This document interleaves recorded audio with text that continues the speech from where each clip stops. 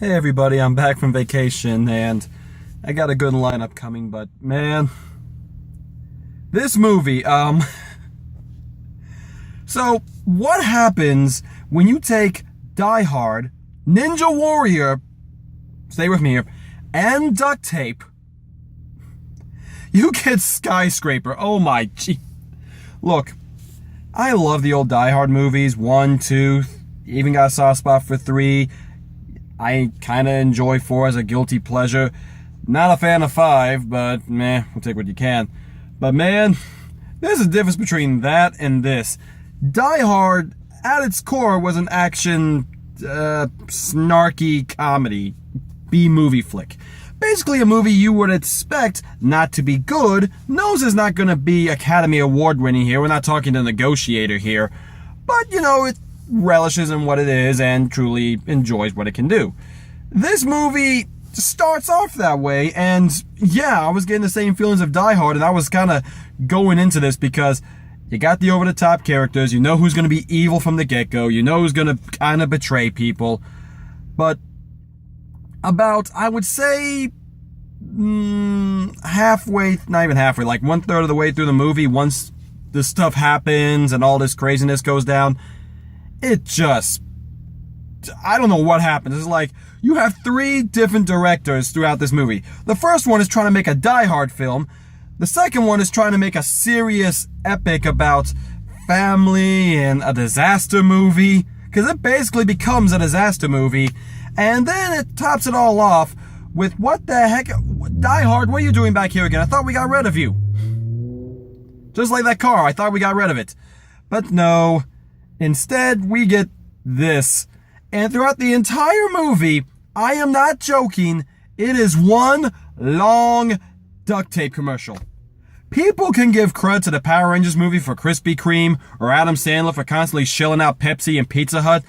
But man, oh man, the duct tape in this film, look, there's a common phrase we use back at USF in the engineering community called ghetto engineering. What that means is, we fix stuff with duct tape and zip ties.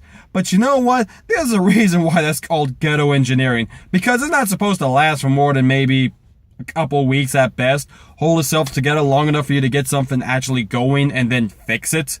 So, having that be the crux of this movie, I'm not joking. If there was no duct tape, this film would not be happening.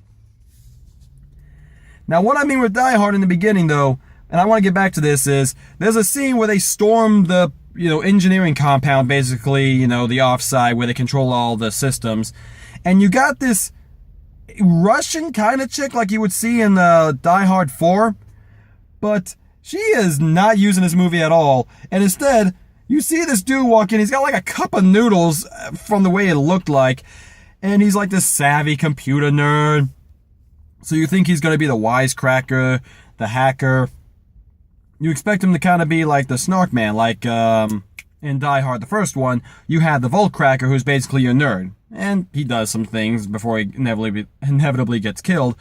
But you would expect him to be around a little bit longer, maybe throw some dialogue back and forth, make the villains actually seem to have character. Yeah, no, Hans Gruber, this guy is not. And man, I love The Rock. He's great. But he is not Bruce Willis, and his demure comes from him just being overpowering and big. And when you are in Hong Kong, where the average height of the person there is about 5'6", 5'7", The Rock is going to tower over these people, and it does not seem, intimidating or one-sided.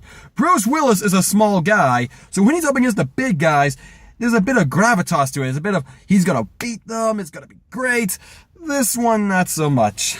And, oh god, the kids, they go from, once again, Die Hard-esque, where they're just happy and peppy and over the top, daddy loves who? Me, daddy loves who? Me, yeah, hey, hey. And then, out of nowhere, the daughter gets super serious and like, Mom, are we going to die? I assume that these kids, who are twins, and kind of maybe pass off, I don't see twins, I see more of, you could have gone away with just being the older sister being a year older. It would have been fine. But out of nowhere, she just goes, Mom, are we going to die?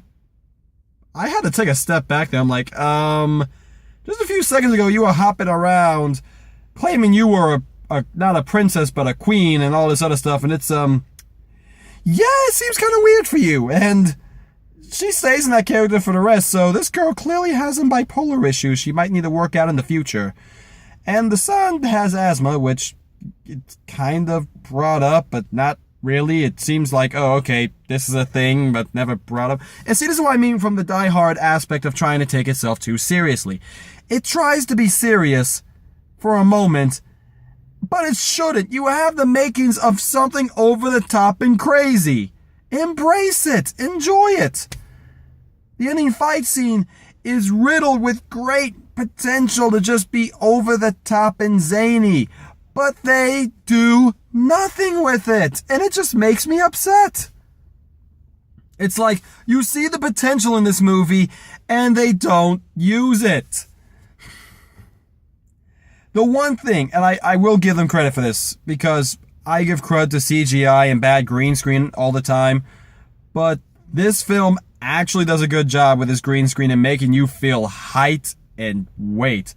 Why I constantly make the joke about Ninja Warriors, because the entire movie, he's basically trying to parkour from one thing to the next that looks like it was ripped straight from Ninja Warrior.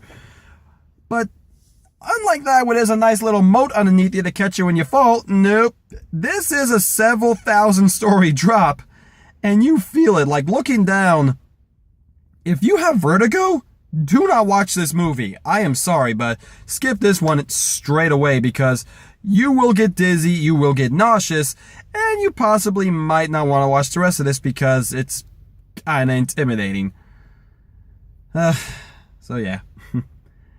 I mean, welcome back to me. I can either watch this or I can watch Hotel Transylvania 3, mostly because those are the two big names coming out, except apparently there's this other one, like, Sorry to Bother You or something, that apparently everybody is raving about, has 95% on Rotten Tomatoes, which I've never heard of until I went to Tennessee and suddenly was all over TV up there, so clearly it's something. I might go watch that.